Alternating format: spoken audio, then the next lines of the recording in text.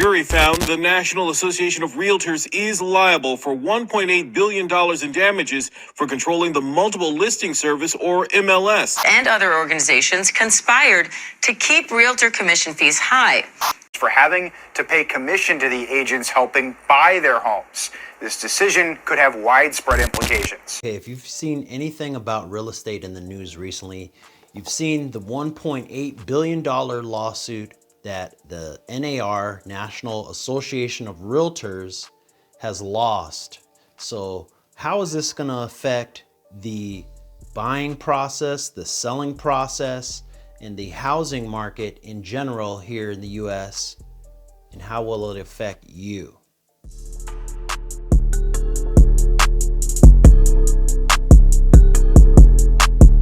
If you're new to the channel, my name is Wilson Walker. I'm a licensed principal broker of 7 years, practicing in the states of Oregon and Nevada, and Las Vegas, where I reside currently. So if you're moving to and from the Las Vegas area, make sure to contact me in any one of my links in the description below.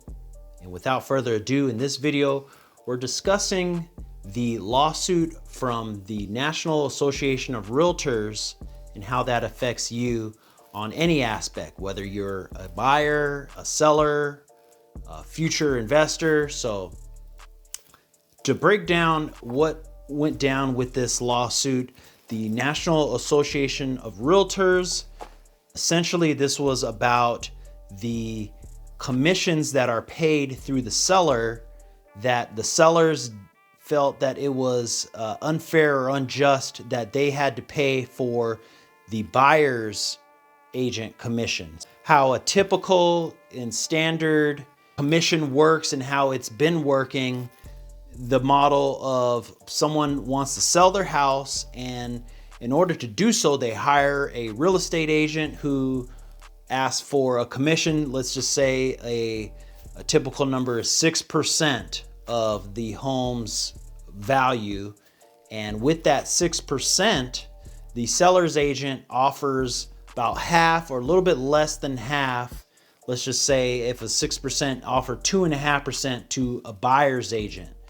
And because of that, the sellers feel that, why am I having to pay for the buyer's agent side if I have nothing to do with them? My earned equity, it's my earned value of the house. Why should I have to pay that to, typically on the other end of the negotiation? So I'll break this down in many different ways. First, let's start off with the seller. So, on the long-term standard appreciation of a home is typically about 3% of the home's value increases every year. So yes, it is the hard-earned equity from a seller to attain this money. Usually people are relocating, so a seller will then become a buyer anyway. So they will kind of understand that, okay, yes, I'll offer the 6%. When I relocate and buy my new property, I won't have to worry about the buyer's commission then. So I could definitely understand some of the frustrations on the seller's hard-earned equity, and why is this even what's the value that this brings to me, having to pay out this commission that is then split and offered to the other side. So let's flip to the buyer's side. So the appreciation of these house values, here in Las Vegas, where the median house price is about $475,000. Okay, so for a new homeowner, back in the day, it was typical for people to have 20% down payment saved up to go towards a purchase of their house. Nowadays, that's very uncommon. For FHA, first-time home buyers, you're looking at more of a 3.5%. So say on a $300,000, which is, as we just talked about, below the average median house price, $300,000 property on a FHA 3.5% down, that's still what, 10,500?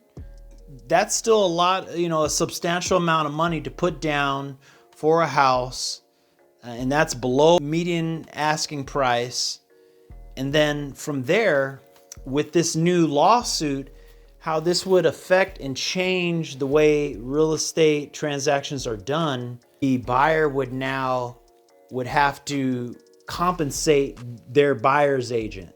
So say on that same property, that 3.5%, okay, they're gonna have to fork out another, $7,000 to compensate their agent as well. So that's a lot of money for a first-time home buyer. They don't have any equity to use to offset this amount.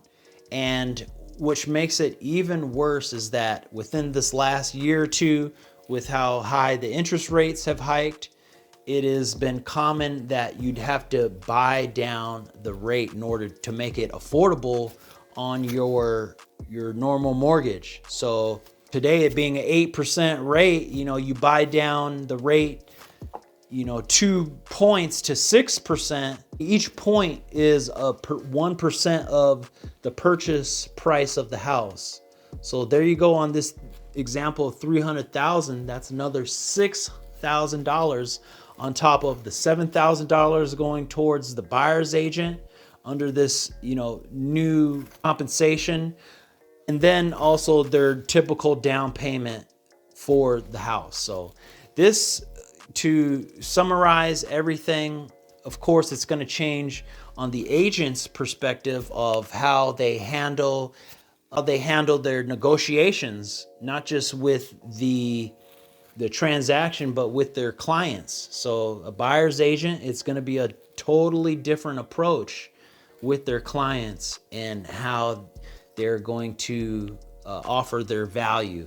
And also, if anything, with agents, they need to be held accountable in this, because let's be honest, recent years, it's been so-called, like a trendy thing to say that they're in real estate, or people just getting their license, just because they might see a popular show and see how glamorous it might be, or a one commission check, it would be bigger than any other check that they've received in any of their past occupations. So what this really means is that the low barrier of entry in real estate needs to kind of step up and offer the full value.